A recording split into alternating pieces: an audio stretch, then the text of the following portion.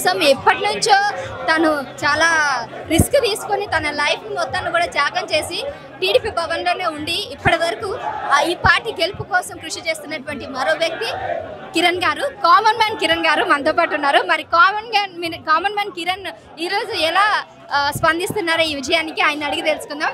So ఎట్లా ఉంది గెలుపు? ఇంత భారీ విజయం సాధించింది కదా, ఎలా అనిపిస్తుంది? ఇది ఆల్రెడీ ఊహించింది. రాష్ట్రానికి రాజధాని లేకుండా 5 సంవత్సరాలుగా రాష్ట్రంలో ఏం జరుగుతున్నది మీకు ఫస్ట్ నుంచి చెప్తున్నా.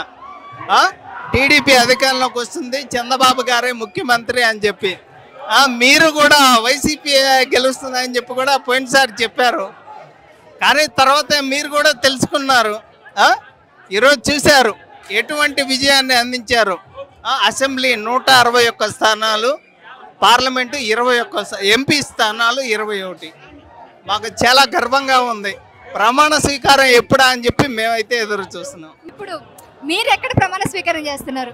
మేము ఉద్దండరాయపాలెంలో, అమరావతి రాజధాని ప్రాంతమైన ఉద్దండరాయపాలెం అన్నారు. ఏదన్నా కానీ రాజధాని ప్రాంతంలోనే ప్రమాణ స్వీకారం చేస్తారు.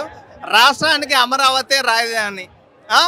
రాజధాని భూములు ఇచ్చిన దాదాపుగా 33,000 ఎకరాలు ఇచ్చిన రైతులు దాదాపుగా 60 మంది చనిపోవడం జరిగింది. ఈరోజు ప్రతి ఒక్కళ్ళు కూడా హ్యాపీగా ఉంటారు. ఈరోజు ఆంధ్రప్రదేశ్లో మరి అసలు గుళ్ళు గోపురాలు అయితే ఖాళీగా లేవు.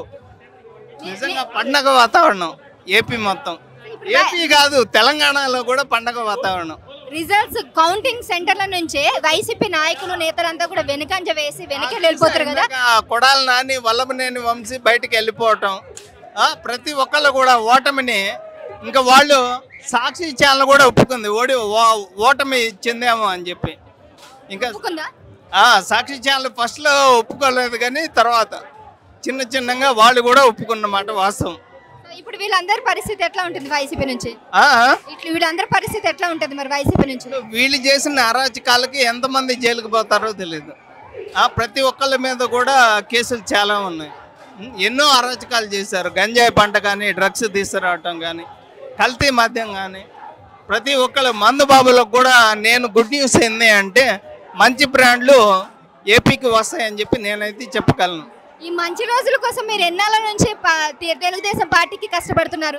దాదాపుగా నేను శివుడు విషయాన్ని కంఠంలో దాచుకున్నట్టు నాకు కూడా ఇప్పుడు టీడీపీ గెలిచినా కానీ నాకు కూడా చిన్న బాధ అయితే ఉంది. అదైతే చెప్పలేంది. ఏదన్నా కానీ టీడీపీ అధికారంలోకి కూటమి గెలిచింది. చంద్రబాబు గారు ప్రమాణ స్వీకారం ఎప్పుడా అని చెప్పి మేమైతే ఎదురు చూస్తున్నాం. రైట్ అండి, కంగ్రాచులేషన్స్. మొత్తానికైతే తెలుగుదేశం పార్టీ గెలిచినందుకు మీకు మరోసారి శుభాకాంక్షలు.